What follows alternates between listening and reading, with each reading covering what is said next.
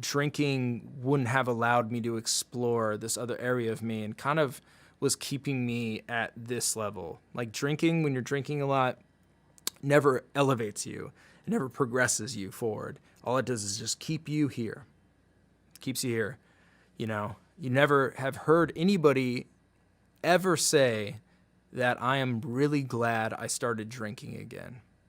Nobody's ever said that, because there's no reason to be glad. If you've stopped and you've seen the positive aspects that drinking has made towards your life being improved in every way, shape, or form, it's like there's no reason to look back. And that's where I'm sitting right now. I'm really not even like, oh, I'm 100 days sober, I hope I can make it 100 more. I'm almost like drinking isn't even a thing for me anymore. I don't drink, and life has gotten so much better without drinking in every way. So I know a lot of people hit me up on Twitter about being sober. I know a lot of people always ask me questions about it. So I've been thinking about this for a long time. I want to form a place where people can get together and talk about issues with addiction. It doesn't have to be limited to alcohol. It can be any other addiction. I know there's every addiction out there. And even if you're having a hard time in life with depression, if you're having a hard time in life with your family, with work, anything, I know that everybody needs somebody to talk to, and not everybody has somebody to talk to. So I'm going to use Ruin Your Day as a platform for that. Every week on Wednesdays, I haven't decided a time yet, probably around 5 p.m. Pacific Standard Time. I'm going to have Ruin Your Day live for an hour. And basically what's going to be happening is the chat is going to be live, and that's going to be used as the floor for everybody to talk. I might be on a video feed answering questions to the chat. I might pull up some music that Ruin Your Day made to play. I might play some video in the background. It's going to be sort of a free-form vehicle type of feed. There's not going to be really a set thing that we're doing. The only thing that I want to go on is I want people to feel like it's a safe place to come into and talk and vent, talk to other people, maybe give advice. I'll be in there if anybody wants to ask any questions about being sober. I can give whatever advice I can for that. And yeah, essentially, I just think there needs to be a place like that. I think AA works really well for a lot of people because it's a community. It's a strong-knit community. You have a sponsor that holds you accountable for not drinking. You have other people that are going through the same thing as you. You realize there's a whole world out there of people that just don't drink. And that's rare these days, honestly. So I want there to be a place like that on Ruin Your Day that's doesn't have to be just limited to alcohol. It could be anything. You know, like my parents went through some heart problems this year, and that really devastated me. So, you know, I needed somebody to talk to about that. My ex-girlfriend's dog that I really love got cancer.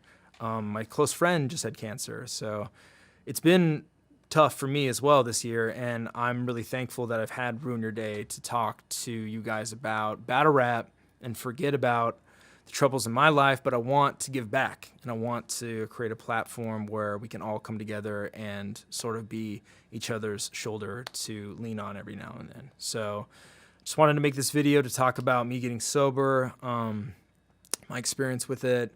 Honestly, to wrap this up, being sober is like probably the best thing that's happened to me in a long time. Me breaking up with my ex-girlfriend that I love to this day has been the best thing that's ever happened to me too as well.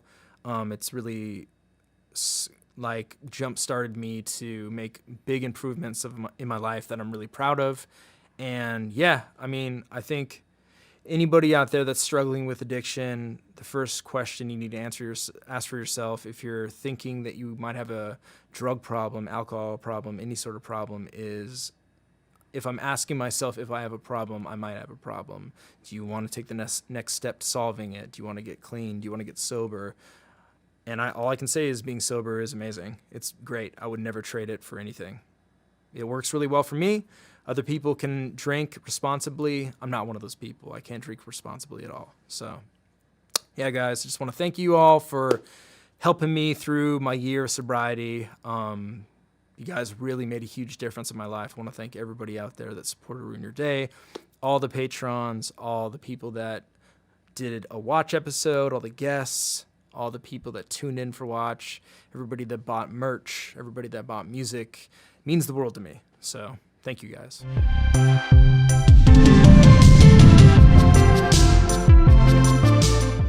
What's up, everybody? Welcome to Ruin an Hour, a safe place to talk about anything from sobriety, addiction, depression, anxiety, balance in life. My name is Kyle Gray. We are live twice a week, sometimes more, considering we're live on a Tuesday, but we're usually live on Wednesdays at 5 p.m. Pacific Standard Time and Sundays at 11 a.m. Pacific Standard Time. But today, I had my good friend in town, and I've actually been wanting to have this guy on Ruin an Hour for a really long time now, Illusion Z. Everybody. Yeah, thanks for having me, man. I've been watching the show, but I never got the chance to come on. So hell yeah, dude. Really, well, it's an honor.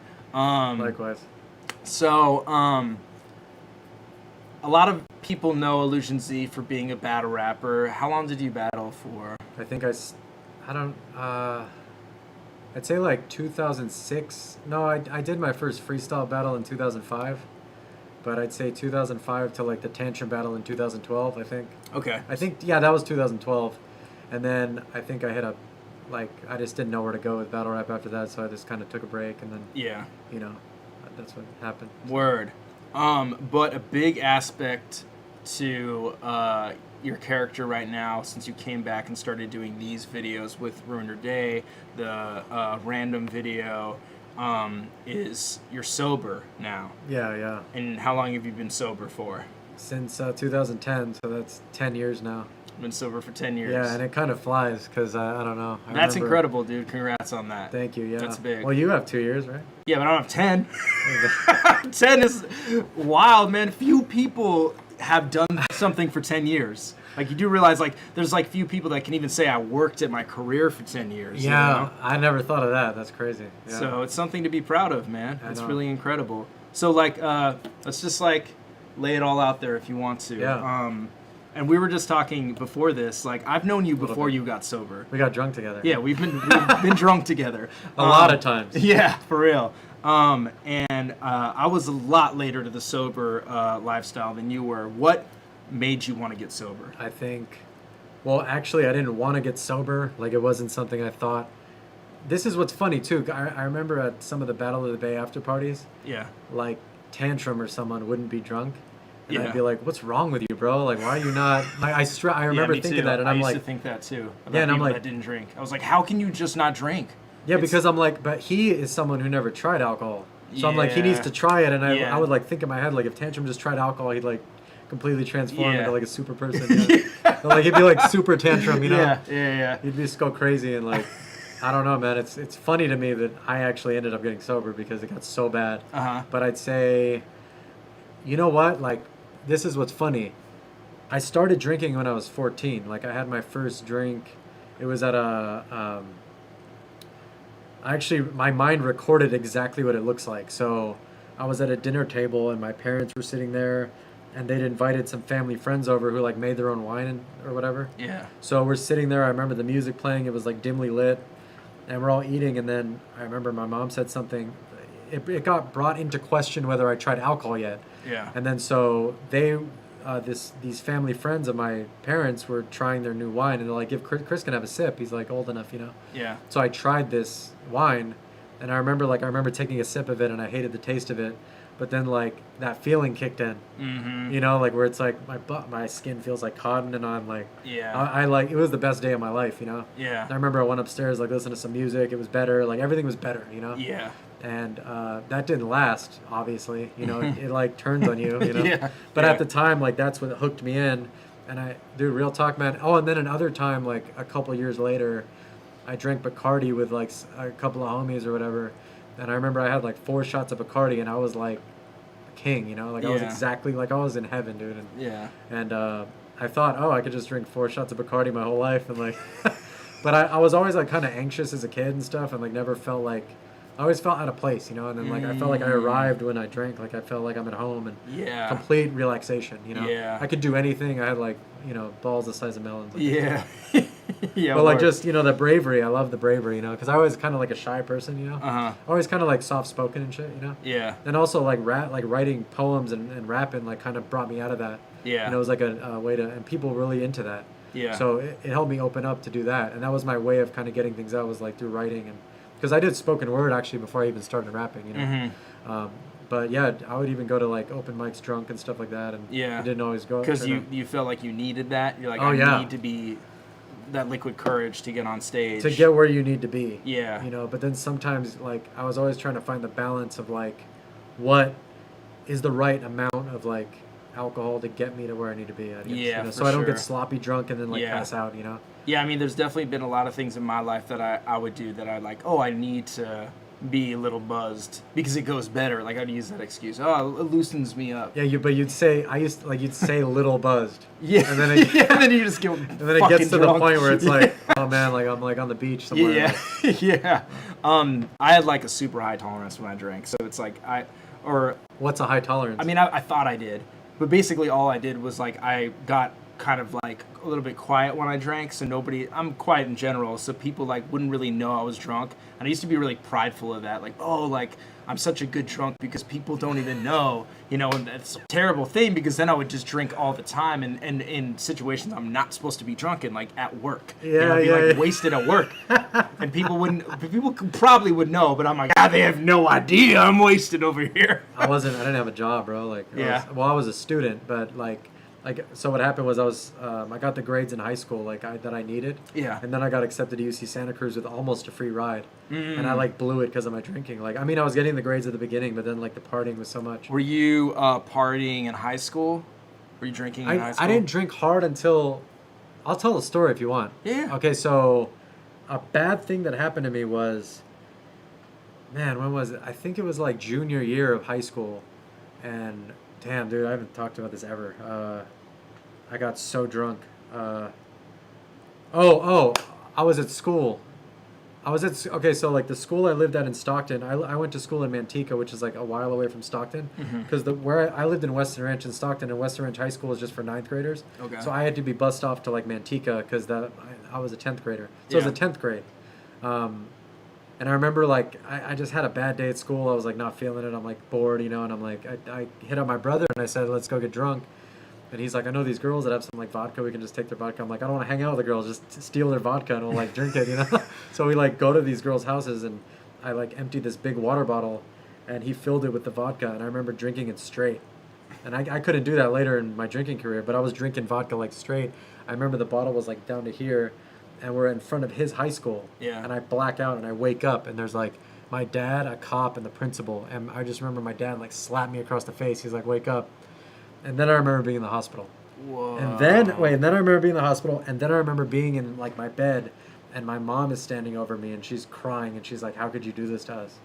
And so it was like my first blackout, you know. Yeah. So I made a resolution not to drink again. So senior year, I wasn't drinking, and I was actually on like the track team in cross country. Like I was a runner until I injured my knee in high school. I was like trying to be a runner or whatever. And that, I think I substituted it with exercise, you know? Yeah. So I like ran, like I was running like 14 miles a day, you know? Whoa, like we would go from, dude, I was running so much. And yeah, then the time came again where I had the idea that because of the amount of time I had without drinking, that qualified me to drink normally again. Oh, yeah. Yeah. So then like I drank again, and then it went downhill.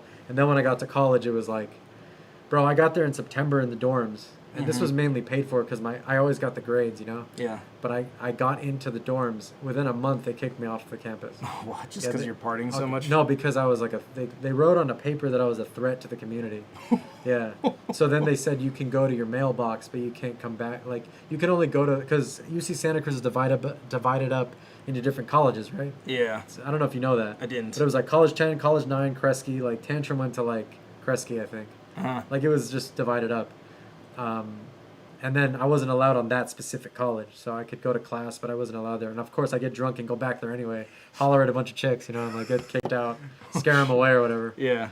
But yeah, then I lived in an apartment off campus, and it was just 4 years of like kind of the same, just drunken. Yeah, just partying. But the thing that's... but I don't know how people define partying. I was just like always drunk trying to party, and then I just messed it up all the time. Yeah. Like everyone else would be cool drinking and having a good time, and I would just like either like wander off or like I'd have to go on like a bus, or like I'd always just cause problems. You know what I mean? Is that like something that's like a history of you when you drink? It's like problems are associated with it. Well, Like it you get in started trouble? off where it was like occasional problems, and then it was like literally like almost every time something bad happens, or I embarrass myself, or like you Yeah. know, or and it stopped being funny. You know, like after Yeah. like around 2009, like 2008, I wasn't laughing at, like I didn't smile at all. Yeah. Like someone would tell a funny joke, right? But I mean, I was friends with a guy who drank and a heroin addict. Those are my only two friends. Yeah. And they're sitting me down saying, "You have a problem. Oh wow. Like we can't kick it with you unless you like." How did that happen when you had your intervention? Like, how did you feel? You're like, fuck, I don't have a problem, or I do have a No, problem. I was like, I cried by myself when they left, and then I was living in this creepy little attic in Santa Cruz at the time, Uh-huh. and I don't know if I was battling yet. I'm trying to remember. Yeah, I this was like through battle rap too. Like, and Yeah. this is what people don't realize is like this is what frustrated me so much about the battle scene is like my focus was drinking. It wasn't battle rap. Mm-hmm. So like, well, a lot of battlers that I know, like I even sat and talked to like I shouldn't say this, but like I remember being sober, sitting with like Thesaurus and Dumbfounded and some other people after our battle, and Dumbfounded was telling me how much thought he put into the material against me, Mm-hmm. and I didn't put any thought into it. Oh wow. You know, because I was like drunk, like I Yeah. couldn't sit and like focus on material. Yeah, yeah. And it frustrated me because I'm like, I want people to know like that I really want to do well. I just can't do well. Yeah. And the best way I can explain it is like, you know that movie Get Out where the dude's in the chair and he's like looking up and like Mm-hmm. he's not there and they Mhm. can't hear him. Like I felt like I was like, or it's like swimming with weights on. Yeah. That's how I felt. Yeah. And I was so frustrated because I like would kill it sometimes. Like I thought I could do it, but the Dumbfounded one, the Passwords one, they all would have been better if I like. But I can't say it that way because I think part of my personality is to be kind of rebellious and you know. But Yeah. I was so drunk and high all the time that I couldn't like. Focus. I and couldn't you're like I could like it was so hit, like back then I was so hit or miss. Yeah. You know, but then like once it's documented, it's like everyone's, and it really hurt me to read some of those comments because I'm like these people hate me, you know, and I'm like, dude, I did the best I could under the circumstances, Yeah. and like, you know, Awkward said that once. Awkward said, what did Awkward say? He was like, people are judging me off of like a 10-minute battle video, and like it's not that serious. The rappers don't take it that seriously, and like it's kind of true, you know, like, Mm-hmm. I mean, yeah, I tanked in some of the battles, but like. They didn't even feel that way, like you know. So Yeah. it's not like I think some people, but it's good for the scene that people are so passionate. For sure. But like to hate people and be like, I hate course, yeah. Illusion Z for like Yeah. I'm like, dude, that's what I was supposed to do. Like, you know, like Yeah. I don't know I didn't know a lot of these people. Like I didn't know Passwords, I didn't know Dumbfounded. Yeah. I didn't know Kruger at all. Like we're just like linked up to go against them and I shit the bed. But anyway, I don't know if that's your question. Well, I mean, like, what was the point where you like, I want to get sober? 6 months before, let me see. I first tried to get sober June 2009. Why? Okay, here's why. Because like January, well, mind you, people were telling me to quit drinking when I started. Like when I was 14, like yeah. remember the high school? Like Yeah. I was like, I'm gonna quit drinking. So Did you feel like you had a problem yeah, but I thought I could alter things and and fix get it. away with it? Yeah, like I Okay, thought, yeah. like no, I thought if I changed things in my life, it would make my drinking better. Mm. Dude, I was walking around UC Santa Cruz. In a robe, holding a candle, walking along a nature path, like listening to some meditation music, thinking that would help me drink normal.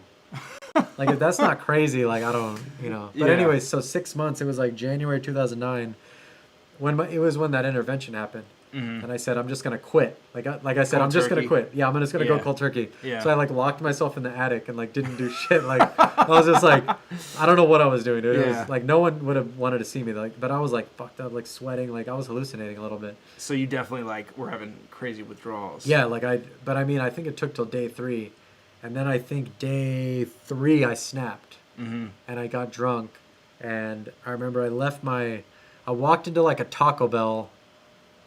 I don't remember being at the Taco Bell though. Like I lost like a shoe. No, not my shoe. I lost my wallet. Mm-hmm. Like I couldn't find my wallet. Yeah. And I'm like, dude, I need my wallet.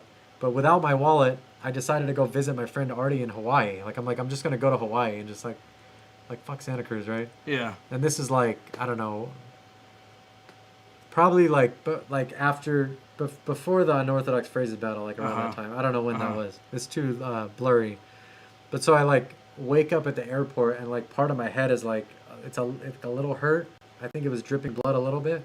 then I woke up in my brother's house in Berkeley, and I remember like my brother was my brother was staying with my dad at the time, and because he just got out of jail or whatever, and he was at my dad's house, and I remember lying down and I woke up and I had like some Vicodin in my pocket, and I just remember taking the Vicodin and I go like this and down it like without any, like I'm just like I need to eat all the I'm chewing Vicodin.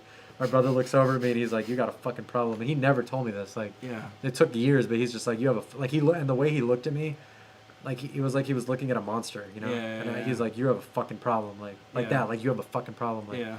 And I just remember like downing the Vicodin and I pass out, and I couldn't get sober. Like I kept drinking and. You were trying, but you couldn't. Yeah, and I'm trying to think. Like I went to where'd I go? I called my mom, dude. My mom lived in Vegas, and she was like, "You can come here and like it's okay, baby. Like it'll be okay." Yeah. And I remember like going to her house and hallucinating, and and then I ended up going to the program actually, and that saved my life because I was like, "There's other people that do this," and I'm like, "There's people that get sober," but anyway, I went like 9 months, drank again for 3 weeks, and that was horrible.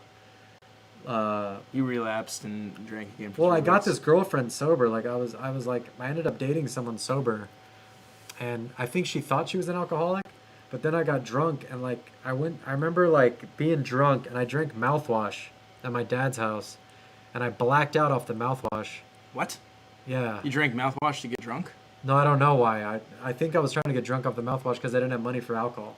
Oh, okay. So I like chugged this bottle of mouthwash. I like throw up. I pass out in the bathtub.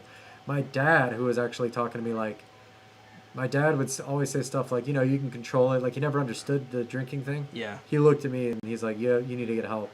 I told him about a friend of mine in San Jose who'd take me to rehab. Mm-hmm.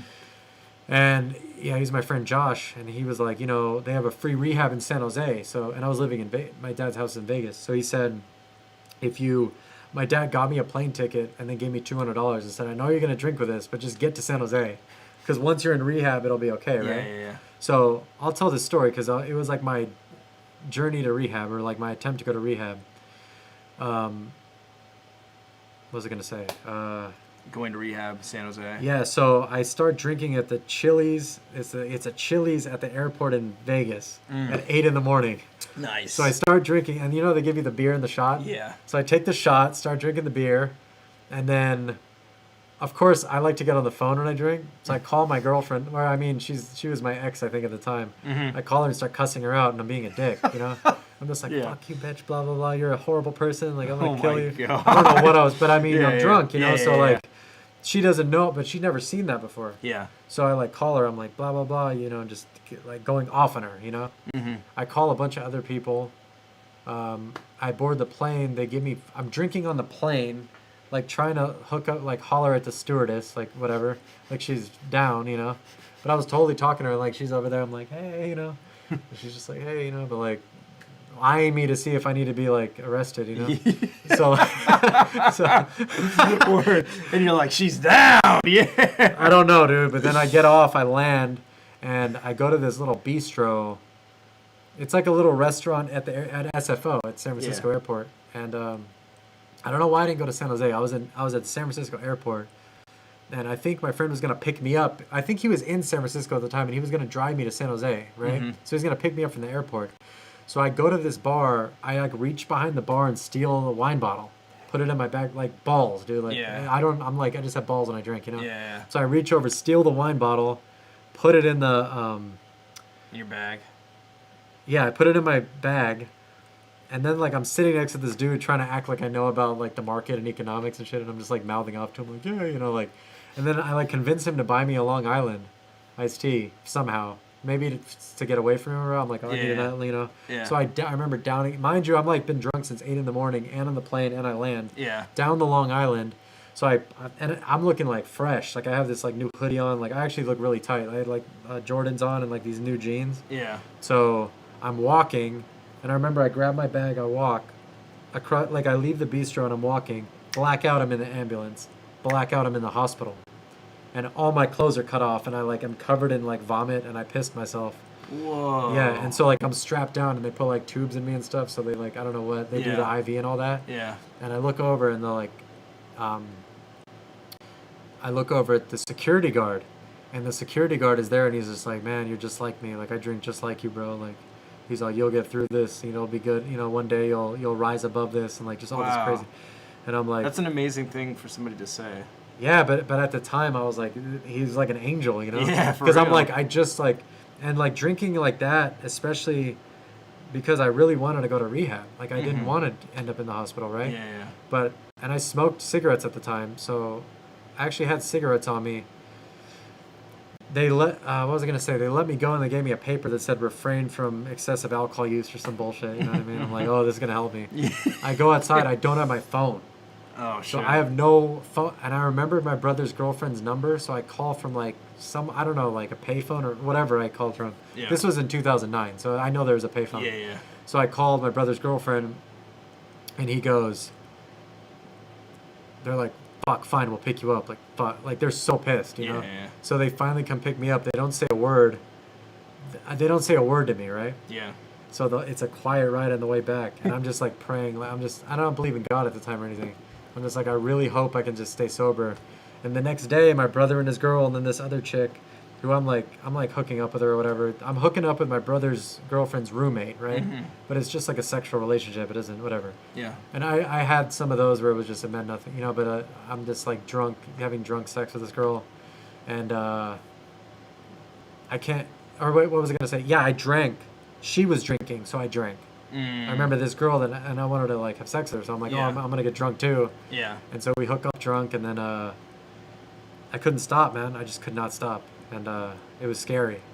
So like that 3 weeks was really scary, and I went back to the program just like, help me, you know, like I'll do whatever it takes. Yeah. And I was in Santa Cruz though at the time, and the guy that I wanted to help me, like he seemed really he seemed serious about sobriety, you know. Yeah. And he was like this butcher. He was a butcher from Santa Cruz. Like he worked in a meat shop, and really like he seemed like a simple guy that like got sobriety, you know. Yeah. And I'm like, all right, I'll ask him for help. And he had like a book study 2 days a week at his house. So I went to his house, and I would like go through the big book of AA. And, it helped me, man. And I don't know. I made the decision like, okay, like I just said I'll do whatever it takes. Instead of drinking, I'll do this. You know what I mean? Yeah. So gradually over time, the first 2 years were hard though. Like I really wanted to drink the first year, like a lot, you know? Yeah. You got triggered a lot? Yeah, I mean, I don't know. I never thought of the word triggered, but it's probably like, but I mean, I would be triggered by anything. Like the sun shining in my face. I'm like, totally. I want to drink. Yeah. Feel good. Yeah. So it was bad. Yeah. It was really bad. Like. And I'm talking like, I mean, I couldn't control my body sometimes. Like, you know, I would throw up blood, like stuff like that. I threw up blood at a battle event once. Wow. I don't know, but people don't know. Like, it was bad. And anyway, that's wow. I haven't told that story in a long time. And then, but sobriety I think was harder in some ways because like I didn't like my personality sober. I still don't. Really? Don't. No, like, it's, you know. Funny. Okay, I'll say this is anyone still listening here? Yeah, of course. 97. Wow, 97. Yeah. Okay, so whoever's seen the tantrum battle, this is what hurt in the tantrum battle. He said a line where he was like, fuck, man. He said a line where he was like, what did he say? He said the Iron Man suit. Who knows that Iron Man suit line he said? I'm trying to remember it. He said, without drinking pints of that booze, it's like your Iron Man suit. Bring that away. Take that away. What are you? Just a mild-mannered, whiny-ass goof. That hurt my feelings. Like, I remember hearing that because I'm like, damn, am I a mild-mannered, whiny-ass goof? Like, fuck. Like, I don't... But I mean, it's hard to adapt. I think that's because I always have to... Yeah, I have to adapt to being sober, and I don't know how to do that. Like, I still don't, man. You know? I'm still like... It's funny, like, 10 years later, I still feel like I'm rolling with the punches, you know? I still feel like I'm, like, rolling with it. Like, I'm just, like... One day at a time, what am I going to do instead of drink, you know? Yeah. So. Well, is that because you have this idealistic image of yourself on alcohol that you feel like is bigger than your current self? Well, let me think. Say that again. Do you have this idealistic image of yourself when you drink where you think, like you say, you're like, I have balls of steel when I was wasted, like, you know? But it's like, a lie. Yeah, it wasn't really like that. But it's like somebody told me that they broke it down. Like they said, Well, this woman was talking about herself, but she said I was an imposter when I drank. It was like it looked like me, but it was like a fake fraud version of me. Yeah. And I'm like, that is so true. Yeah. Like it makes me feel false confidence. There you go. Yeah. It's like this fake like, I'm gonna go talk to any chick. I'm gonna go do all this. Yeah. But like, honestly, bro, like in sobriety, I had to learn to like ask a girl out on a date sober, and it's scary. Like, or I'm gonna go. And the relationship thing goes to like everything and sober. I'm gonna go get a job sober. I'm gonna go walk down the street sober. I'm gonna do all this stuff. I'm gonna go to the supermarket where there's an alcohol aisle sober. Yeah. Everything is like sober. Yeah. So it scared the shit out of me because I'm like, I don't know how to do that. I don't think I can do this. Yeah. But what am I gonna do besides it? So I had a lot of help, man. I had like a cool circle of people that like were sober and like were real. You know what I mean? Mm-hmm. Even to this day, I have people that they're like transparent about stuff. That's know? great. And they're like, and they'll say how fucked up they think sober. Yeah. So that's what helps me. Word. Because sometimes, like, the people that act like they're so perfect, I can't relate to them. Of course. You know? Yeah. And I don't believe it either, man. Like, I've had people, like, there's some people that act like everything's great, and I'm like, then you find out something happened behind closed doors, and you're like, of course. Okay, I know you're not perfect. Yeah. It's okay to admit you're not perfect. Yeah. So that's the biggest thing is, like, admitting your faults, you know, and having that honesty about yourself. Because it's like, nobody is truthfully just the greatest human being in the world in all assets, you know. Yeah. And if they were, there would be something fucking wrong with them. They wouldn't be a human being. So especially when people going through things like sobriety, it's really difficult. It's extremely hard, you know. the girl thing was really hard because, like, I would get drunk and hook up with random chicks, and then I don't care who it is. It's always awkward hooking up a chick sober. The first time, it's always like, damn. But then, like, and I don't want to bring up like this, but I'm saying there's a lot of stuff I thought I couldn't do sober that I've done sober. You know? Like, I honestly thought there's no way I can go in front of a crowd and tell them like something personal about myself. Yeah. And like for me to do that, I don't know. Yeah, it's hey man, can we talk to them? Yeah, of course. Okay, listen, you don't know how to ask a girl out sober. Funny but sad too. It's not sad, bro. It's not sad. Like it's more common than you think it is. Yeah, that's actually what you were saying about people not knowing how to like even hook up with a woman sober. That's what everybody says. Everybody always like that. Like when you talk about drinking, it's like a first date. What the fuck do? You go for drinks. What do you say? Yeah. No, I mean but I don't know, man. And that's when I met. Or keep going. I mean, I'm just gonna say that, like, you know, my journey through sobriety, I felt like it's not that it's like easier or harder. It's just different. It's a different ball game when you.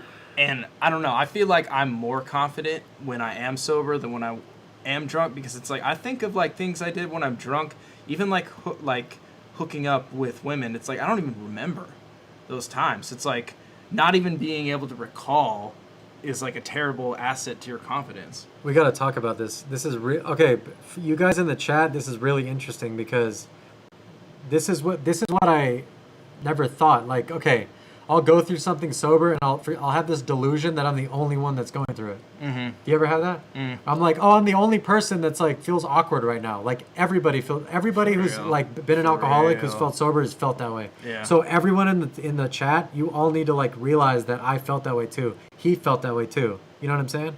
And honestly, like I feel like our culture should be a little more open about things and not be so like, I don't know, man.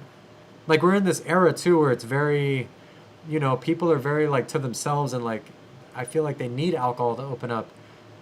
Like I've gone to events where I feel like I'm the only one that's even social because I'm sober. Mm-hmm. You know what I mean? Yes. And people are like, oh well, I don't know, man. I agree. Like even normal people, not to say there's no such thing as normal people, but people that didn't have a drinking problem like me, even in my family, like they'll drink to loosen up and to talk to people. You know what I mean? Yeah. And that's what's hard for me is like adapting to it because, dude, I've like hollered at chicks and like bombed, and I'm like so embarrassed, and I'm just like, dude, they just weren't into me. Like, there's somebody else that will be. You know what I mean? Exactly. And it's okay. Like, just keep like. And by the way, pickup artists will say this. They'll say like pickup artists. If you watch like anything on pickup artists, they'll all talk about how like failure is important.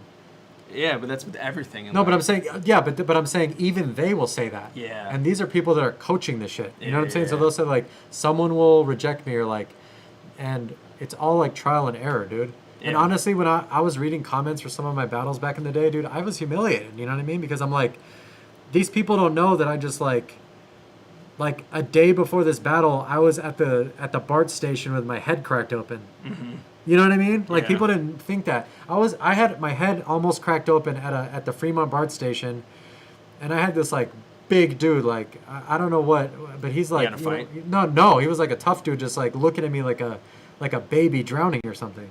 Like, I need to help you. Like, are you okay? Like, it was that bad. Because you fell, or like how'd you get your? Yeah, like I mean, this is all the time, but I'm saying like I was like on the side, like with blood coming out of my head, throwing up, and he's like, and I'm like, and I would like scream like that, like, and I'm just like, like I'm dying, Yeah. and this dude's like, I need to help you, Yeah. and like you'd see that in some people, like they're like, I Yeah. need to rescue him, and like he's, but I battle like the next day, Mm-hmm. Mm-hmm. so like now that I think about it, I'm like, no wonder like all the no wonder all all the the hatred and people like didn't empathize with you. They didn't resonate because you were going through such extreme things in life.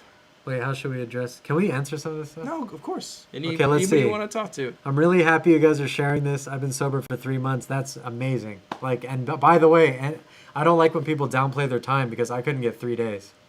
Like, real talk, dude. Like, when I got 4 days, I'm like, oh, I beat my record. Yeah, You know? it's incredible. And it's a day at a time, and it's not easy. Like, it's not easy for anyone to be sober, like, yeah. especially in our society. So, So congrats on that, Scars 202. what else? Hey, just got here. Serious stream. We're talking Mike P. I don't know what that means. Nah.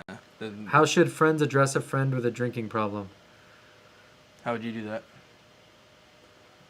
Bro, I don't know because they don't stop. Like, the people don't stop till they're ready, And honestly, all my friends are sober. Yeah. So And I want to say this too. I don't even know if I would be as down to come here if you were drinking.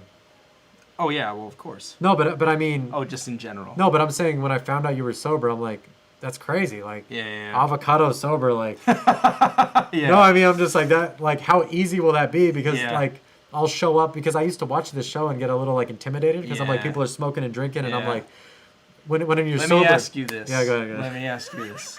Did you flake on coming to watch the first time because we would drink all the time? No, I flaked because. No. I was on the freeway. Mm-hmm. Well, this is a deeper story. I didn't want to talk about it, but I'll talk about it. Okay, well, so I just wanted to know, No, was it no. because we used to drink so much? What did I tell you at the time? I think It's you were because of my ex. you said you got lost. And No, I was no, like, no, all no, right. no. I don't I think said I got lost? Yeah. I was like, all right, maybe something happened. Or I don't something think like I told you that. that. Okay, what I did think you say? no, because here's what happened. You're not gonna believe me, but No, I will. Of no, course. this is the truth. I came here to do the watch, right?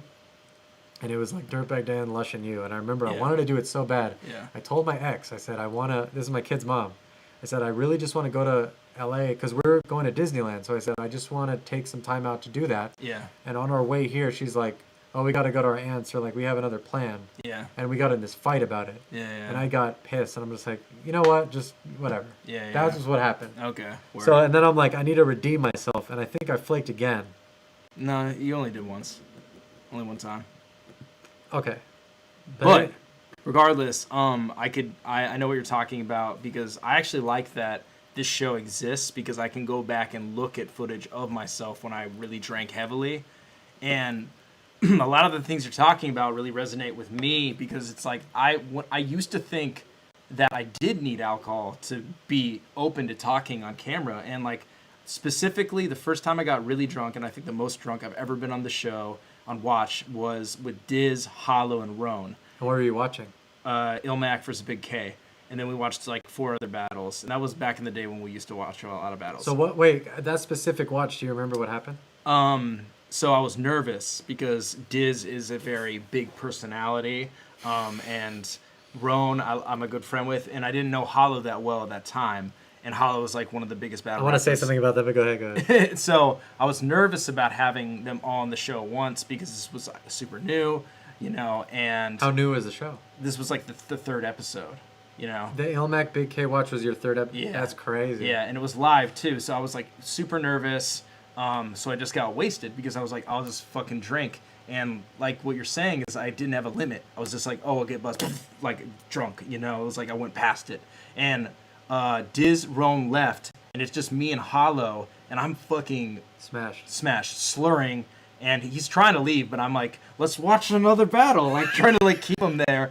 And I don't know if you remember this, but he leaves, and I come back on, and I left the stream on, and I'm just like sitting there, like swaying, and then I like pass out on my back on the floor, and then fall asleep on the stream.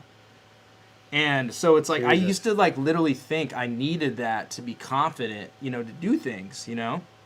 And that's not true at all. It's like so far from the truth. It's actually like, as soon as I got rid of that, I became infinitely more confident in everything about me. Like, you know, even to the fact of like you were saying, being like turned down, you know, it's like, just keep it moving. Like, it's not the end of the world. Like, things don't happen. Sometimes somebody's not into you. Who cares? It doesn't mean you're less of a person, you know? Or even public speaking. It's like, I could not imagine speaking publicly now intoxicated. I was like a fool to think that I could ever do that and get away with it, you know? Like, even and then no one would notice you drunk. Yeah, exactly. Yeah, like you're fooling people or something like that, you know? I don't know. Keep going. I relate a lot. Yeah. So I was gonna say something about. What were you gonna say? No, but like they said, what a polite way to describe Diz. Like Diz is actually like one. I think Diz is a very calm person to me. Calm. To me. Every time I've talked to Diz, I felt that like relaxed around him. Is that weird? Yes. I don't know why. I really vibe with Disaster, I think. I do too. He's a very good friend of mine. No, I mean, like, you know, he gets, well, one time he snapped at me, but whatever. but I mean, but the thing is, like, I kind of get him a little bit. Yeah. But I really respect him too. I do too. I know we're talking about alcohol, but like, I think Diz is one of those people that, like, he cares about people. He does. And he cared about me because I actually talked to him drunk once, and he was like, he's like, I'm not going to tell anybody this, but you're going to kill yourself, you know? Mm-hmm. And this was when he confirmed he actually arranged me and Tricky P to battle or whatever, which I didn't really want to battle him. Uh-huh. But, you know, I had the battle and had to do it. And he was one of those people that said, this might help you get through it. And it actually did, because when I was trying to get sober again, I was like trying to think of lines for the Tricky P battle. Yeah. You know, as like crazy as I was, but I don't know, man. Diz is a great person, man. I've grown really close to him, and that is funny. That's great that you feel calm around him. His presence. I do. And there's others that I don't feel calm around that, like, I won't name names, but like that other people are so calm around, and I'm like, this person's a little too much, like too outgoing for me. Like, you know, some people that I think are a little more normal and like the life of the party. Yeah. I'm like I don't want to be around them. Yeah. That's why I like Tantrum Disaster. Like around Tantrum, I'm totally calm. And I'm like the open one around Tantrum, you know. Mm-hmm. And he's just like even today, he's like, go kill it, you know. Yeah, Tantrum is the man. So the first 2 years of sobriety were really rough for you. When did it start becoming, I won't say getting easier, because I don't think that's the correct way to say that. When did it start just assimilating into your life? I know this is, whatever, I don't want to like put too much on battle rap, but like, I remember doing the Tantrum battle and feeling really good about it. And I remember feeling like, because before battles, I would get really nervous. Yeah. And a lot of it translated to footage. Like, I remember against Passwords, like, I was but Passwords was scared too. Everyone was scared of that first battle. Do you remember that? Yeah. Because it's the first time. And like, everybody wants to seem cool as fuck. It was the first written era battle. Passwords coming back. Thesaurus, everything. Tell me, not everyone was nervous that day. Yeah, of course. Everyone was. Even you were nervous. Like, it was my first time filming a battle event. Of course, I was nervous. You didn't even do your normal like 1, 2, 3. No. That was the infant stages. I was like around my idols. I was like, oh my god, that's the thesaurus over there. I'm gonna film a Passwords battle. It was a crazy fucking time, man, for sure. So I know that everybody was definitely like on edge. I wanted to run away, honestly. I was like, and I was dead sober not drinking, not sober, but not drinking. And I'm like, as soon as this is over, I got to go to the bar. I think I went to like Apes after. I'm like, let's go get drunk. Like, he's like.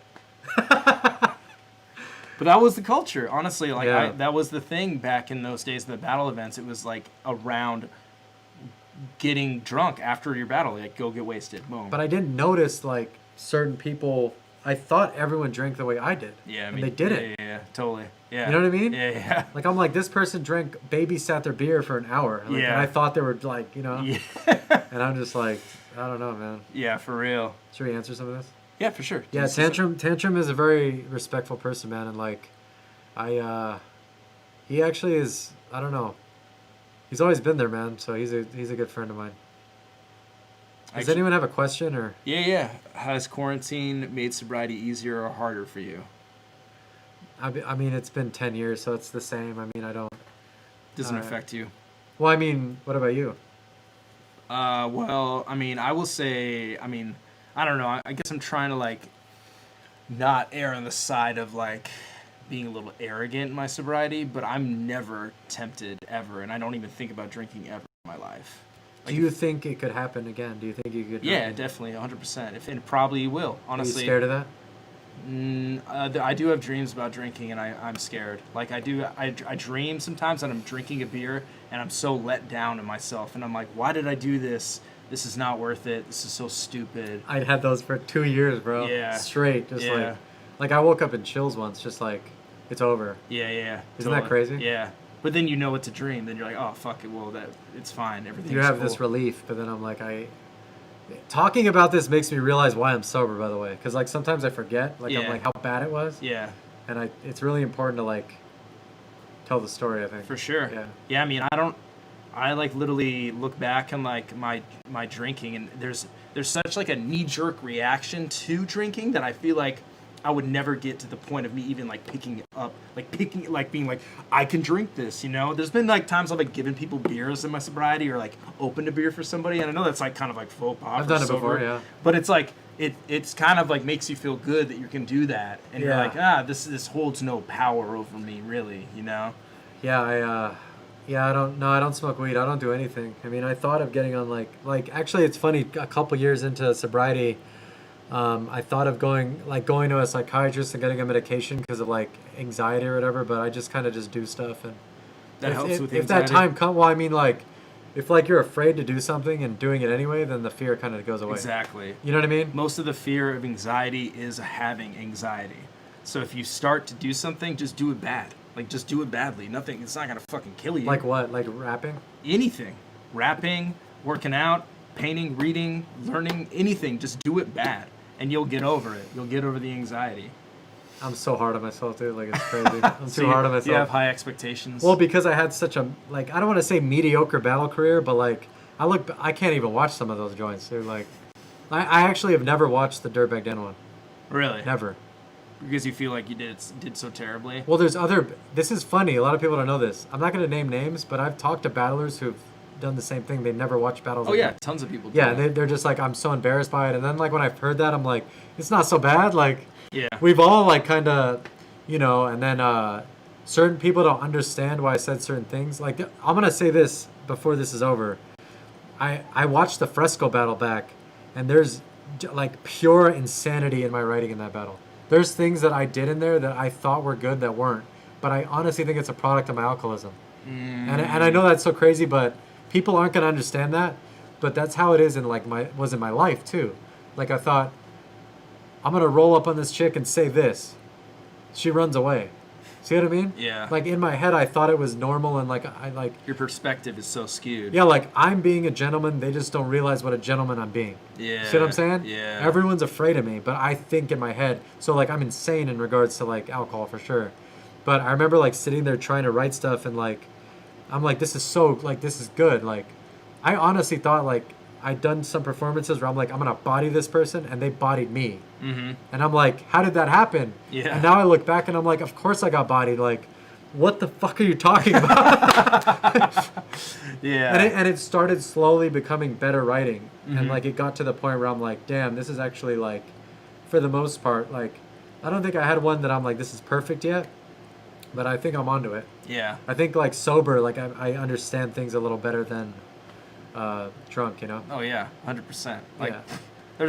There's nothing I ever did intoxicated that I could not kick my ass at sober. Like, nothing, period. Yeah. No, like, bullshit-ass false confidence that you have that you cannot do infinitely better sober. 100% of the time. Okay, I have a question. Did you ever do, Is there, like me, I say drunk battle and then sober battle, and I can compare them. Do you feel that way with the filming? Yeah, hell yeah. I've done a lot of Well, not events the drunk. watches, but I mean like the No, actual. I've done a lot of events drunk. But like, have you done an event drunk and like looked back and been like, what was I thinking? Yeah. Yeah. Example. Oh, okay. Let's say, fucking, Blackout. Which was the one 2. with Ronan Head Ice? I think it's 7.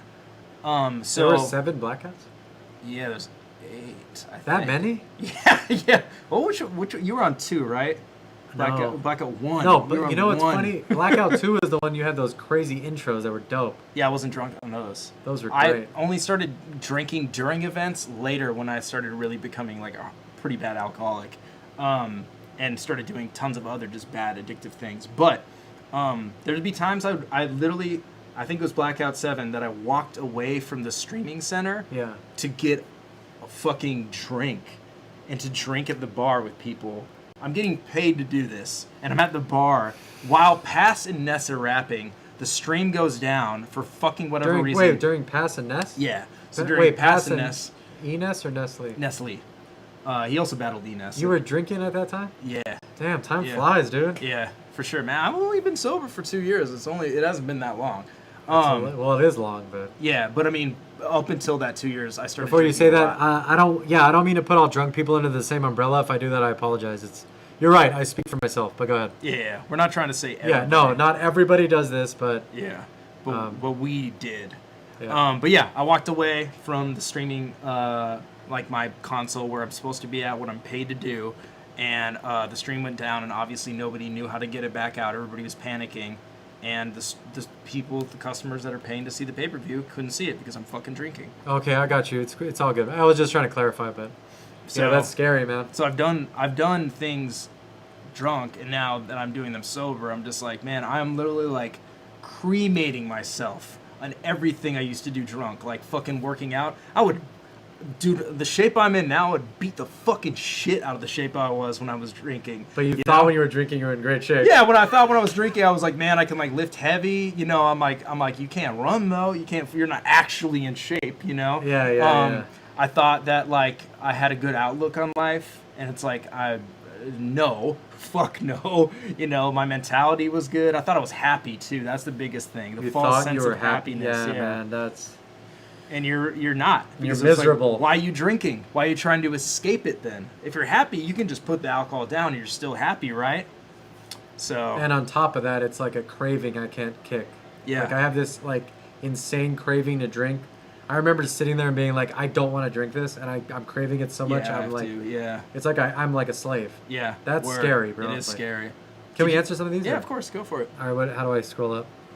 This way. Okay, so what's harder for you, Illusion? A fresh bottle of whiskey or speaking in front of 100 people about sobriety? The whiskey doesn't really bother me anymore. Like, I don't really think about alcohol, but I'd say probably speaking, I guess. But it's getting better, man. I mean, I don't... It's kind of nice to feel a little afraid of stuff, too, because then you're like... Let's say I spoke in front of a big crowd.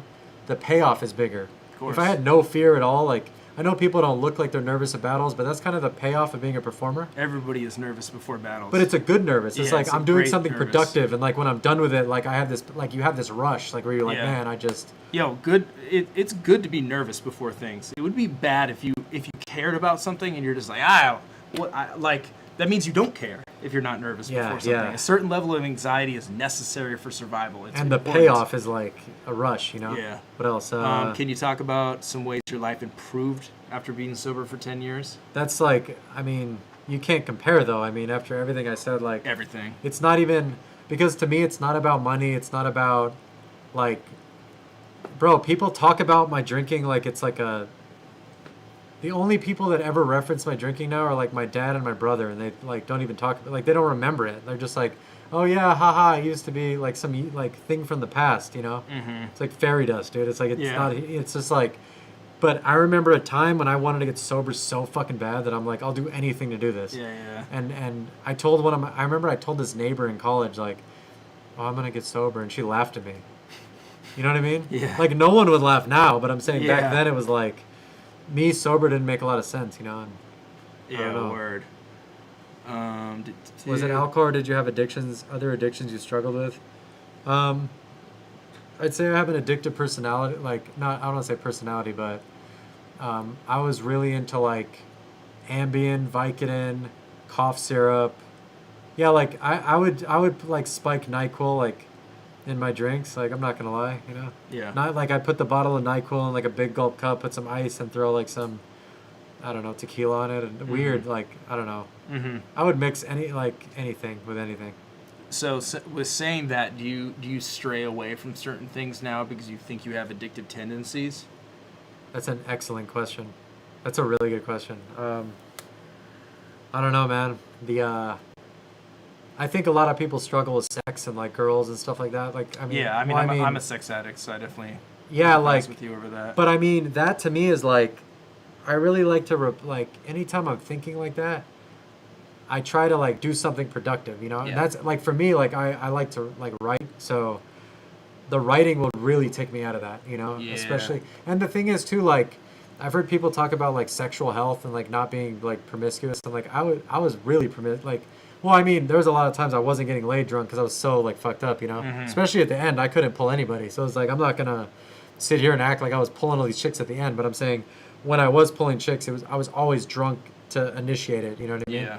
And so that first girl that I like was kind of seeing and trying to date in sobriety at the beginning was kind of a good stepping stone for me, because I got to learn like, okay, this is how you like go out, talk, and like, it's like I'm a 14-year-old, you know? Yeah. I felt like I was a teenager, like trying to learn shit. Yeah. You know, when like a normal teenage boy would be like, at 13, like, we'll go to the movies, we'll do this, you know, mom will drop us off. You know, like, I didn't do any of that. It was always like drunk and figure it out later, you know? Yeah. So, and then, so now I honestly feel like I'm still a little stunted, but I don't know, man. I have a story that helps people, so. Totally. You know, like if I hadn't had that experience, I wouldn't be able to like have made the connections. And I'm talking like, I've had people like out of prisons, like, you know, I'm saying like tough guys, like come up like, you know, people in like create like gangs and stuff come up to me and be like, help me. Yeah. You know what I mean? Yeah. Because like, I don't know, like, and it's not just them, but it's like a mixture of people that are really desperate and they want help.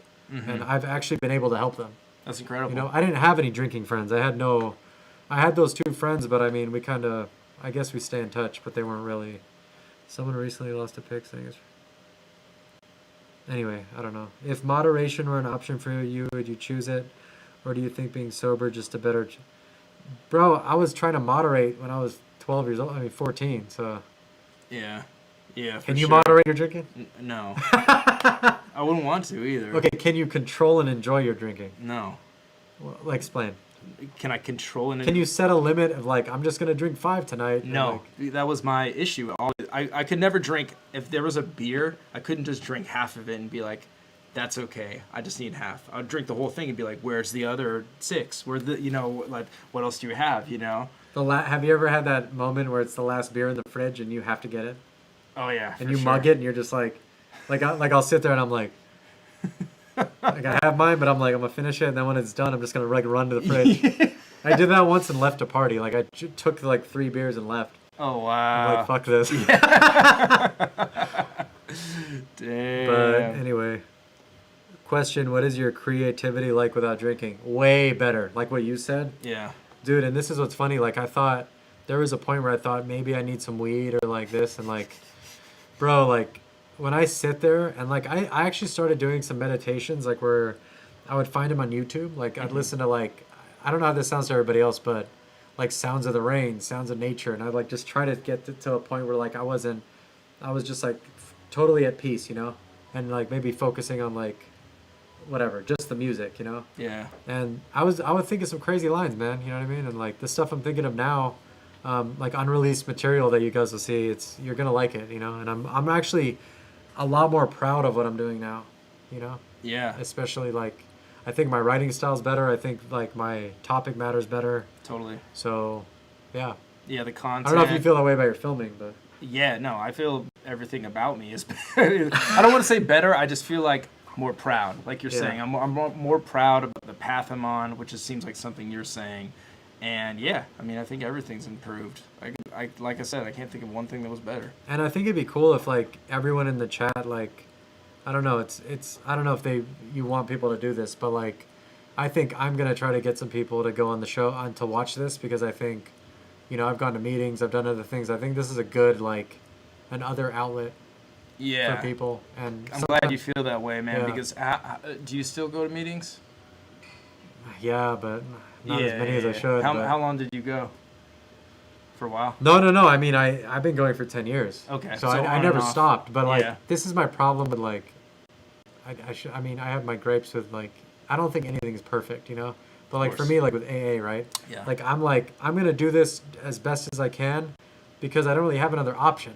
Yeah. And like even with this, I feel like I'm just gonna like be as transparent as I can, because what do I have to lose? Yeah. Like what? Like, and here's the other thing that numbed me out is like, people can hate on me for like certain battles I did, or like they can say whatever they want. It's just words, bro. It's like, it doesn't change me. It doesn't like. So I feel like it got me to get better at taking the bitter with the sweet. You know what I mean? Yeah. Like people, like no one's ever gonna totally always say positive things about you. Of course. You know that. Yeah, of course not. I'm sure. I've never heard shit talk about you, but I've definitely heard about me. I don't know. I mean, it happens with everybody. Yeah. But the thing about people talking shit about you is that root isn't from within you. When somebody says something bad about you, the root is from within them. It has actually very nothing to do with you. Like, for example, if somebody is like, like, Kyle, you're fat, It's like, I'm sorry you feel that way. I don't feel that way, but that belief system is within you. It has nothing to do with me, Actually, I'm not fat. I have fat. That's not who I am. I'm not fat, So I think when you take that perspective with like negative feedback with something like we're doing, being in the entertainment industry, it's a lot easier to deal with it, And I also want to add this before we close. I saw something online where, I don't know if you saw it, but like it was saying like somebody told Joe Rogan that podcasts were a dumb idea, and someone told Will Smith that like, rappers couldn't be actors. Oh yeah, of and course. like there's always someone, and look at them, you know what I mean? Yeah. So there's always someone that's gonna be like, oh, that's like a trash idea, but like so what? You know what I mean? Like there's always gonna be that. Like I've been getting hated on since like as long as I can remember. Yeah. So there's nothing that should stop you from doing what you are passionate about, I think. I agree. I mean, so many of my friends would always like, oh, you're still filming battle rap? Like not now, but like back then when not now, yeah. But back when I wasn't doing it for a living, like, oh, you're still doing that? Wait, before you even say anything, you just said before I was doing it for a living. Yeah. Like exactly. you're doing it for a living. Yeah. Like what the fuck? Yeah, you know what I mean? It's pretty nuts. Hopefully I can keep doing it, guys. But well, yeah. you guys got to get this watch up to like 300 next time. Exactly. You guys got to tell people, like, just don't only be in here. Like, tell people. I'm gonna tell people. I'm gonna get people in here. My biggest problem with AA is that they seem to say things that sound good, even if it's not necessarily true. I'm at a crossroads if is it better to tell them, believe it works, or correct it. Do you want to answer that? I think I would separate like the book of AA from the fellowship of AA, because the fellowship is flawed, but I'd say the book is like what I based my whole sobriety on. So I wouldn't knock the book too much. There's people will go to meetings, dude. I've been in meetings with child molesters. Like we found out a dude was a child molester, and like people are like, oh, they're back to him, and I'm like, I don't understand that, but I'm like, I don't know, man. It's crazy. Yeah. So I mean, yeah. I don't want to talk about it. What was I gonna say about the fellowship? Oh, like people, like I've known people that every single person in like a fellowship is flawed. So I'm like, it's really easy for people to like look at a fellowship or a group of people and be like, let's say there's 10 people. You find out one guy's cheating on his wife, and you're like, well, fuck the whole fellowship then. Yeah. See what I mean? Yeah. So like my mentality was kind of like, let me just get what I can out of it and try to help people. So like try to help people, get what I can out of it, and then like it helped me and it helped them. Like instead of like nitpicking the negative. Yeah. So anyway. Yeah, word. That's a good advice. I mean, this is probably obvious, but do you avoid going to certain events because you're sober? I think I should do more things, dude. Like honestly, I can't believe I'm saying this, but there was a point where I was actually into like Latin dancing, and I thought it was kind of fun. Like it was a separate. I was actually trying it while I was kind of in grind time and stuff. Yeah. But I was like, I don't want anyone to see me doing this. Like, I'll get clowned. No, but I'm at the time. Yeah, of course. But now I'm like, I feel like I should get more into it. But it's just, I'm badass, dude. If you're like a dope, if you even knew that, you know how fucking awesome that is to have as a skill in general. No, but I mean, I've been good at it. But I mean, not like as good at rapping or whatever. But I'm saying, I'm not as passionate about that as rap. You know what I mean? Yeah, so like, for me to invest time in it, like I kind of just want to get to a point where I'm like, I feel like more confident in the club or whatever. But I don't enjoy it as much as rap. And my focus right now is trying to like get rap out. Yeah. So that's the reason I'm kind of, but I'm not afraid to do it. Yeah. You know what I'm saying? Like, Plus, like ladies love that shit. Exactly, man. Dancing, come on. Or my daughters, because for you guys, I don't know, I have a 4. I'm actually unemployed right now. I'm pretty good with savings, I guess. Nice, good job. What was I gonna say? Your daughters dancing. My daughters like to dance, so like my next move is, because we put them in ballet, but I want to get them into like the hip hop, and you know, I'm not like a fan of hip hop dancing too much. I love hip hop, but they love to dance, so like I want to get them to do that. You know, that's cool. I never forced them to do it though. But, yeah, you know, if they wanted to do it, they gravitate towards it. That's fucking awesome. That's hella fucking cool. Let me see. Avo Illusion, is it stupid to say I don't want to be sober, but I want to stop doing so much of what I do so it doesn't have effects all day, or should I just try sobriety when I feel I'm not ready?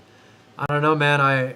Honestly, people, like, think about it. I was sober 8 months and fell off, and I felt like, oh, it's over, and I just tried it again and it worked. So don't feel like it's over, you know? Yeah, relapse is part of the recovery process. Yeah, like it doesn't have to be, but I mean, if it happens to you, you could learn. I mean, if you you'll learn from it. Like if you fuck up, but I mean, for me, it was like literally a matter of life and death. Like I'm like, if I don't get sober, I'm gonna like I'm done. Yeah. You know, I've been hospitalized 5 times from drinking. Yeah. You know what I mean? So it's like, what's my options here? It's either like try some other drug. I've already tried drugs though. I don't like. I mean, they suck. You know, I mean, drugs suck. Like, my head says they're amazing. Yeah. Everything else doesn't. Dude, my head still tells me alcohol's dope. Like, I'll be like, oh, this is going to be amazing. Like, it doesn't tell me, like, I'm going to, like, wind up hospitalized or, like, on the side of not a beach because I live in Vegas, but, like, man, yeah, like, I remember one time I got held at gunpoint by a cop on the side of the freeway. Wow. Drank the next day. You know what I'm saying? Wow. And that's all I remember is a cop with his gun to my head. Jesus. Like, and I'm in like sweatpants. Like classic, Grind Time Illusion Z stuff. Let me see. Oh, can we read this one? Yeah. If you see someone close to you going through addiction, but they don't admit they have a problem, what's a good way to be there for them without being preachy or pushy? Bro, yeah, first off, I'll say being preachy is like the last thing you want to do, because anyone who is preachy to me, even now, bro, like I'll have people try to tell me what to do, and I'm just like so rebellious. I'm like, oh, okay, and I'll just like say fuck them in my head, you know. Yeah. So I would you just have to be there for them, and then when they're ready, you'll be like, I think like rehab is a good suggestion, but like to push someone there unless they're like literally dying, I don't think is a good idea. Yeah, because they're gonna want to go against it. Yeah, and like, well, look at you. What if 8 years ago I went up to you and was like, you have to be sober? What would you have said? You're tripping. Yeah, I would not have done it. See? I still remember one time I had a conversation. I talk about this all the time. A conversation with my coworker, and he's like, "I think I'd be fine if I never drink alcohol again." And I remember looking at him like he was fucking insane. Like, what? You never want to drink ever again? That's so crazy, you know? So like you said, if you came up to me 8 years ago, I'd be like, hell no, I'm not going to get sober. And I'll say this too, like, I always secretly looked up to Tantrum because he didn't drink. Yeah. But I didn't realize at the time, but I always looked at Tantrum like he would protect me. Like he was like, he would be sober eyes for me to make sure I didn't do some crazy shit. And that why, I know we don't talk about battle rap, but like our battle for me was like, it hurt for me to hear him say that, because I'm like, man, I'm sorry. Like, I just, I didn't want to put you through that. Yeah. I just thought, because you don't realize what you put people through when you're drinking. Yeah, you don't. And I thought but I thought, and I didn't realize how many times I ruined things, Yeah. So. That's hella true, man. That's hella true. You don't know what you put people through when you drink. Like at all. Like, do you ever think about that when you look back at things? You're like, God damn, dude, like, what the fuck? I mean, when I made amends to people, and this is what's funny, like, I made amends to some people that I thought would, like, never forgive me, and I'm like, oh, they're not gonna accept this. Yeah, yeah. And then I make that amends, and I'm totally, like, wrong. And Yeah. the other way around, too. Like, I thought, Yeah. oh, I'll make amends to this person, but they're not really gonna care, or they don't remember. And, like, Yeah. I remember I made amends to this girl, and I told her, like, you know, I just want to apologize. You probably don't remember this, but I want to apologize for my behavior. And she's like, it really hurt me because my dad was an alcoholic. Oh, wow. You see what I'm saying? Yeah. So, like, my behavior, like, translated into her saying that, if that makes sense. And, like, and it hurt because I'm like, I didn't realize I hurt these people, you know? Yeah. And even little ones where I'm like, you know, like I told you, some people, like, they just said, don't worry about it, bro. Yeah. But I don't know how they're going to react. Yeah. That's the scary part, is when you don't know how they're going to react when you apologize. Yeah. But, yeah, man, I think porn is a big problem for people. Like, I think porn is like, I mean, it's big for a reason. Like, if no one liked porn, it'd be like a dwindling industry, you know? Exactly. But I mean, and we've all had problems with that. But I think for me, man, it's like, there's a lot of productive things I can do. And I'm single now, so I'm not like sexually active right now, which is whatever. But it's funny, like, I was most sexually active with my kid's mom, like when I was in a steady relationship, like for 6 years. Mm-hmm. And then when the sex was gone, it was like, what do I do now? You know, like I felt like a baby with his bottle, you know, like because I was having sex all the time. Yeah. And when it stopped, I'm just kind of like, what do I do? But I think this needs to be said. A period of celibacy is healthy. It is. A period where you're like not constantly going after sex, and like honest. And this was what helped me too, is like, go get get a new female. Like for me to get a new female friend was healthy. Yeah. Like, and they talking told me, about platonic, like a platonic. yeah, like, define that. I mean, where you're not only being friends with her in the hopes of sleeping with her or being in a relationship or something like that. You're just like, I like you. I want to hang out with you. Both. Okay. Yeah. So it's people think platonic is different, but I'm saying. Yeah. Like probably both, but I'm saying, I mean, that could go somewhere, but. Yeah, the opportunity is there. Oh! Here's a good one. My sister. During quarantine, I got close with my sister, right? Yeah. That was healthy. Yeah. I'm like playing Scrabble with my sister. Like, how healthy was that? Like just simple stuff, and I'm like, I'm actually bonding with her. Yeah. That's a non-sexual, right? Like with a exactly. family member, right? Yeah. So wait, how old is who? Me? I'm 35. I'm 33. Yeah, we're in our 30s. Damn, dude, I was 23 when I got sober. That's nuts. It's impressive, man. I feel like I haven't accomplished enough. Dude, that's super, super impressive. But you know what's funny? Like, I'll meet people that, like, they're millionaires and they have their own businesses, and they're like, I want what you have. Of course. And I'm like, what? Like, no, but in the moment, I'm like, dude, you could, like, yeah, you know? Yeah. But they'll be like, man, I was in my mansion by myself, all alone. You know, the wife left, and a lot of people don't want to talk about how it feels when like their lady leaves. My kid's mom left me in sobriety. You know, like I wasn't even, and I had to realize like we just weren't meant to be. You know. Yeah. You know, I tried to keep it together for the kids, and then we just like went like this. Yeah. And now I realize I'm like, she just wasn't the right one for me, and I had to accept it and move on. Yeah. And I just haven't met the one. I'm not gonna, and I've dated and stuff since then.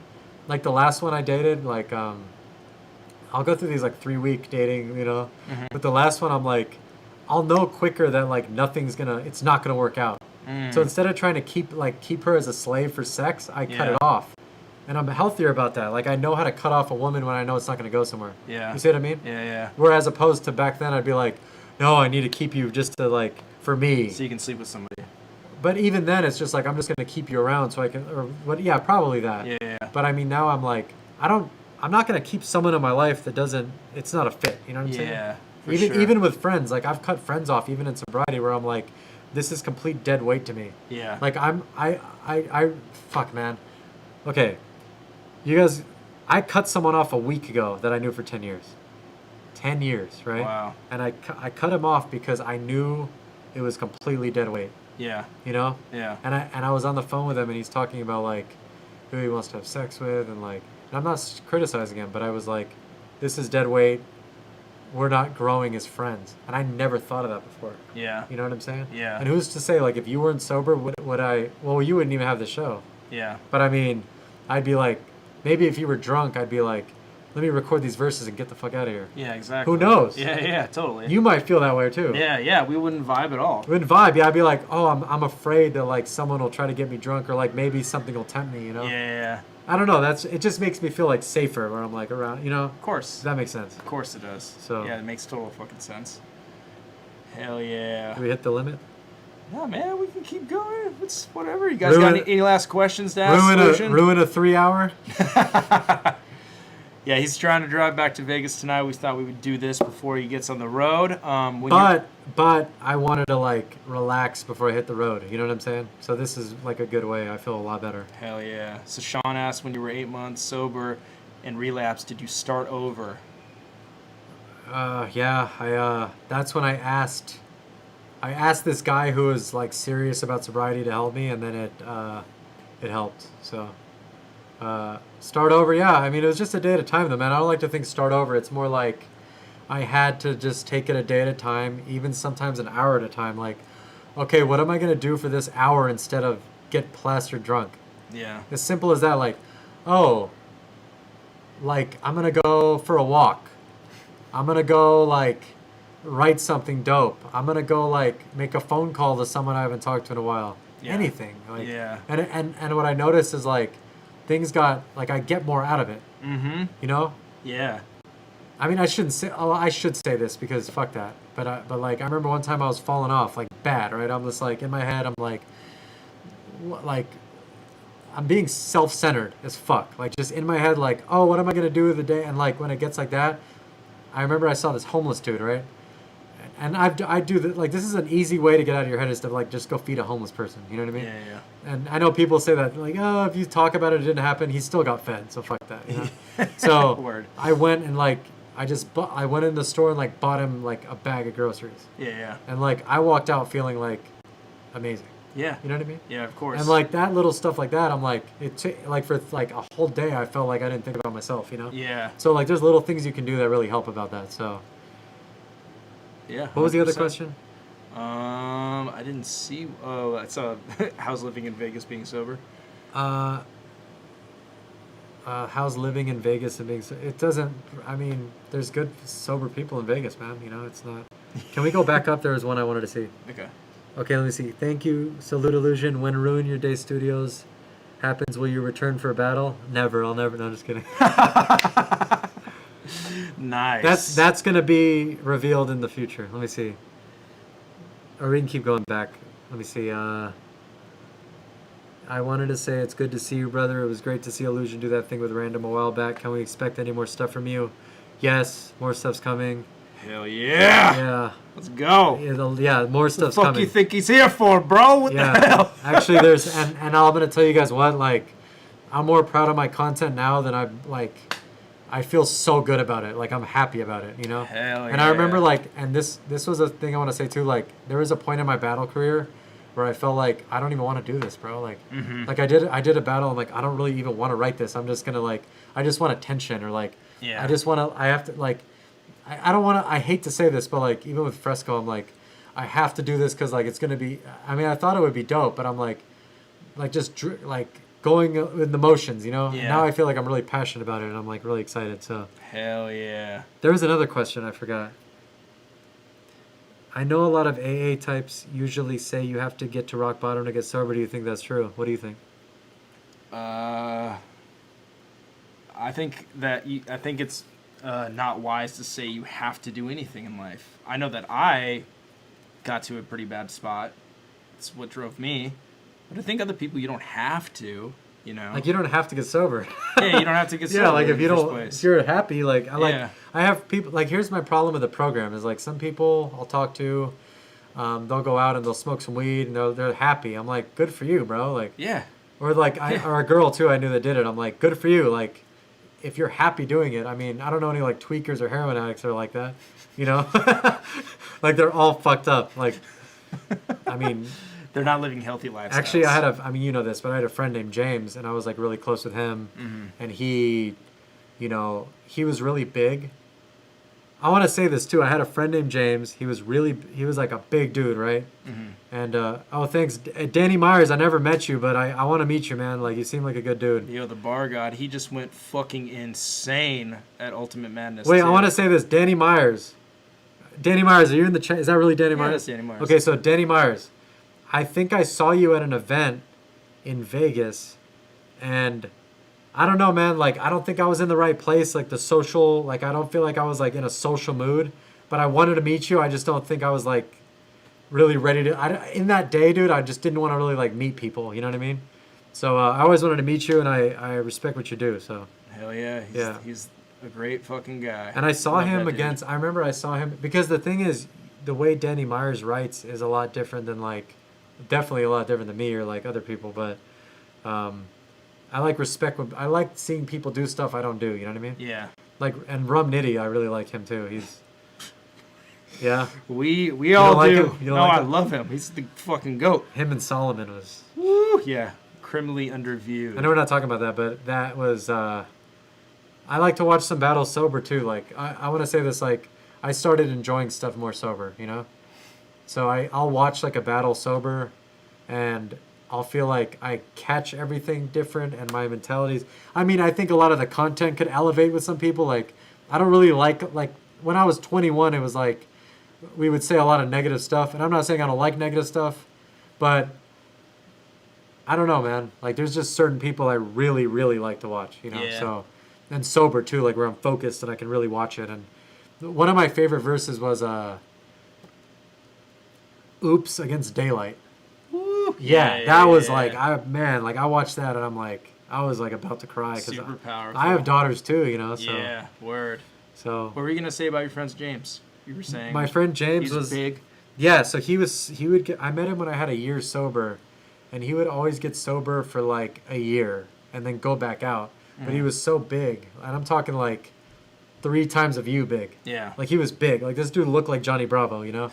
And he would like, and everything I said was true. Like, he'd walk through the streets like a tank and just like, you know, and he'd always, and then we'd pick up where we left off and just like everything would, he'd be like, oh yeah, I'm back, and he died. Mm-hmm. You know, one day, and we don't know how he died because they didn't tell his wife, and nobody knows how he died.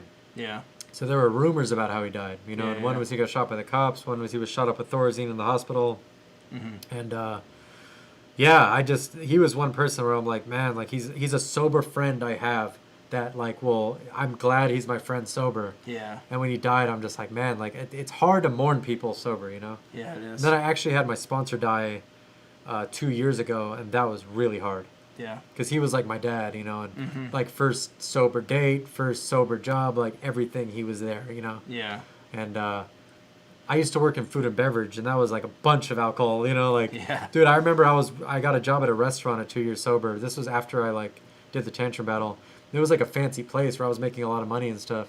And I was sitting at the table, and they're pouring around everything, dude. Like, they had like a little bucket.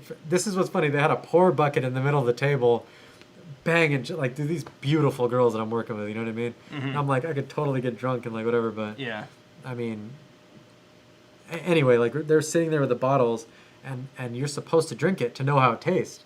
So I'm going around with a wine glass, just like, pretending, you know? Yeah, it was so scary, dude. I was just like, wow. And this is like 2 years sober, and I'm talking like you can see the bar, and the bar lights are like, but I'd already been sober a little bit, so it wasn't like so scary. Yeah. But I'm talking like the good shit, you know? Yeah. Like the really good alcohol. Like, I don't know, man. Damn, that's insane. But hell yeah, Illusion Z, everybody. You got any closing words to leave everybody with? I think everybody. Just don't feel discouraged to do anything that you feel that you want to do. There's always going to be haters, and if you're trying to get sober and you're like scared and you don't know what to do, I was terrified. I was terrified, bro. Like, I was like, there's no like what am I going to do? Yeah. But there's people to help you. Yeah. So I would say just don't be afraid to ask people for help, because like everybody who's like successful asks for help with everything, you know. Word up. Whether, even if it's not sobriety, like even if it's you know, I'm sure you asked for help with you're filming of stuff course. from, Yeah, you know. yeah, I everything. asked, dude, I went to Tantrum every day for like drunk ciphering. I mean, I was drunk at the time, but I was like always trying to. I needed his help to get to a certain level, right? Like it's okay to ask for help. So Definitely is. that's you. Let me see. You were one of the first battles. Yeah, thanks guys. It means a lot, man. All Hell you guys, yeah. I respect all you guys, but like, yeah, and I'm gonna try to invite people to the show too because I think it's good for me. Hell yeah, we'll You don't come have back to be an on. alcoholic to be on here. You know what I mean? Yeah, you It's about don't. anything. You so. don't. I've had plenty of people that have no issue with alcohol on here. It's just a safe place to talk about anything. That's the motto. But yeah, Illusion Z, everybody. Thank you guys for joining us today. Fire. This was spontaneous, but I really loved it. I'm very happy to have Chris on. It's an honor. Being sober for 10 years is amazing, so you should feel very proud of Being that. sober for a month is amazing. Yeah, you're right. No, just like anybody, like just it's a day at a time. Like, and I thought I would crumble at times. And I had the drunk dreams and all that. But like, you hit a certain point where you just sort of like, Yep. wow, I'm actually like sober and enjoying it. Yeah, yeah. And you're like, how am I enjoying this? You know, it's just For real. you're like, wow, I had a really good day and I didn't fucking do shit. You know, I don't know, I didn't drink anything. So. Yeah, word. Yeah. All right, guys. Thank you, guys. I will see you tomorrow for another Ruin Your Day. Ruin an Hour. We'll just talk to the chat tomorrow unless I have a guest. And then Thursday is the Eddie I Ruin Your Game stream. And then Friday is the finals for round between Rum Nitty and Hollow. That's the final? Yeah, that's the final. That's crazy. Yeah, Rum Nitty versus Hollow de Dawn. All right, guys. Peace out. See y'all later.